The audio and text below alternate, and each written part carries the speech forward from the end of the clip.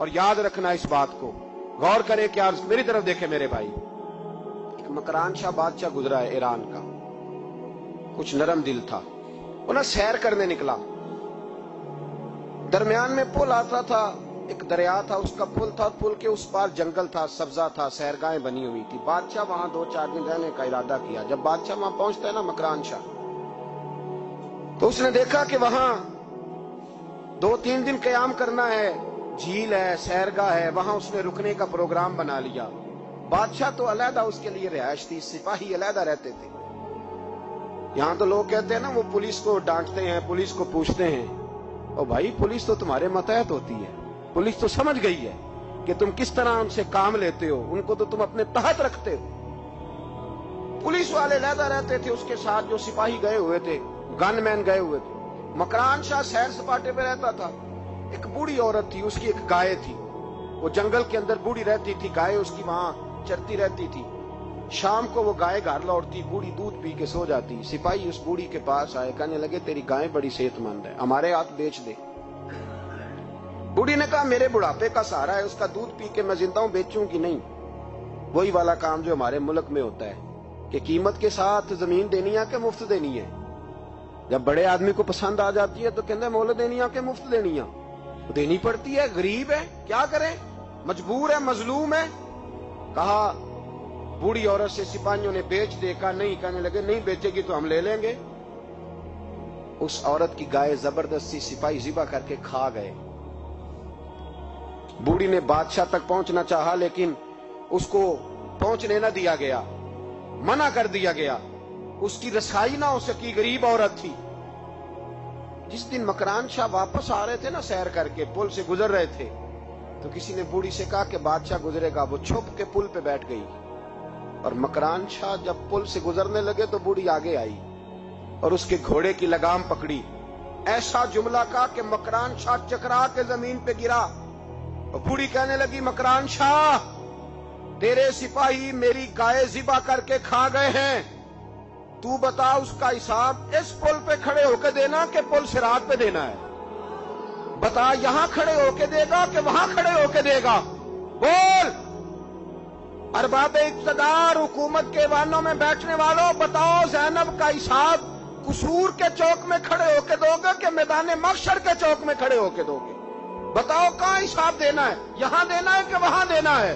حساب تو بہرحال تمہیں دینا ہے، اس قوم کو اس کا حساب تو، زینب کا حساب تو دینا ہے، دینا پڑے گا، دیا جائے گا، پوچھا جائے گا۔ بتاؤ یہاں دینا ہے کہ وہاں دینا ہے؟ دینا تو پڑے گا، یہاں دو گے تو ہو سکتا ہے قیامت میں بچ جاؤ، اور اگر یہاں نہیں دو گے تو وہاں لٹکا دیے جاؤ گے، رسوا کیے جاؤ گے، پوچھا جائے گا۔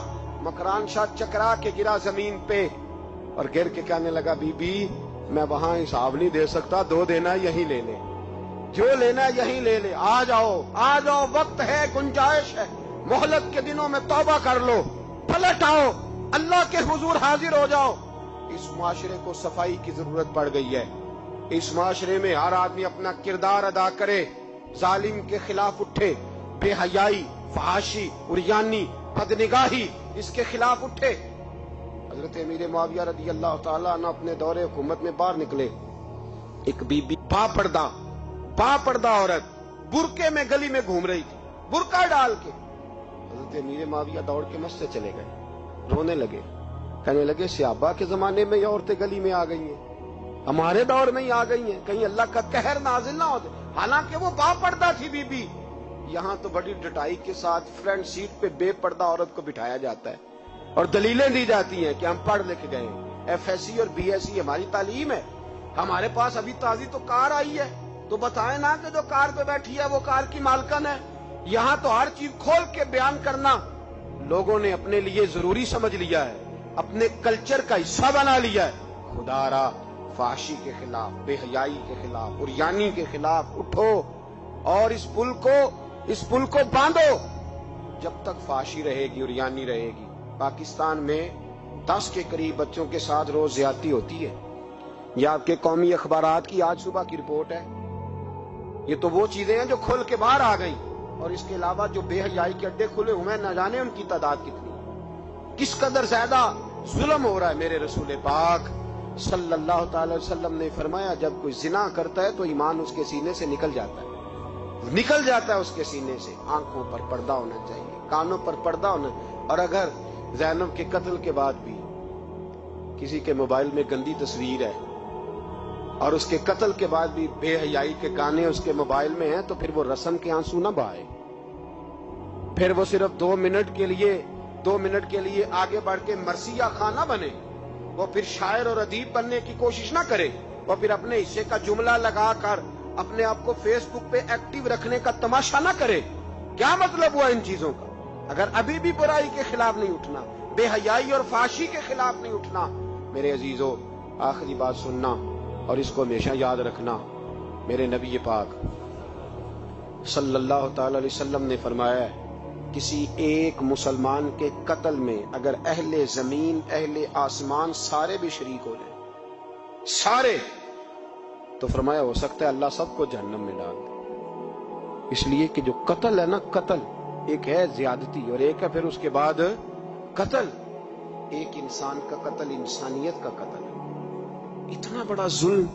اور یہاں تو اب قتل کی خبر آ جائے نا اخبار پہ تو اتنی دلچسپی والی رہتی نہیں.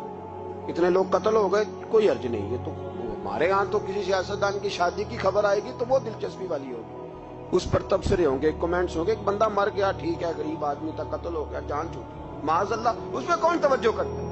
یہاں تو ان کے میلے چھیلے تماشوں پر لوگ تبصرے کرتے ہیں. یہ جو کوئی نئی ایکٹنگ کر کے دکھاتے ہیں اس پر ہماری توجہ جاتی ہے. اتنی عورتوں نے خودکشی کر لی اس لیے کہ شام کو کھانا نہیں تھا, بچوں سمیت دریا میں کود گئی. یہ ہوتا رہتا ہے, اس کی خیر ہے. معاذ اللہ, یہ تو سارے زمانے میں.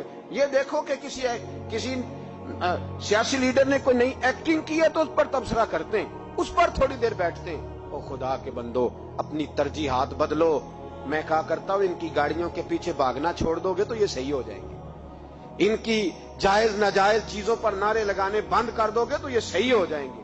خدا را, زینب تو چلی گئی پر ہمیں ایک پیغام چھوڑ کے گئی ہے کہ فحاشی کے خلاف اٹھ کھڑے ہو, اب ظلم کے خلاف لڑنا سیکھو, اب اپنے اندر یہ طاقت پیدا کرو, اب طاقت پیدا کرو. ہمیں سارا پتہ ہوتا ہے لیکن اس کے باوجود ہم ظالموں کے ساتھ کھڑے ہو کے ان کی تعریفیں کرتے ہیں, تصویریں لگاتے ہیں, سپورٹر ووٹر بنتے ہیں. اب اس کام سے باز آ جاؤ.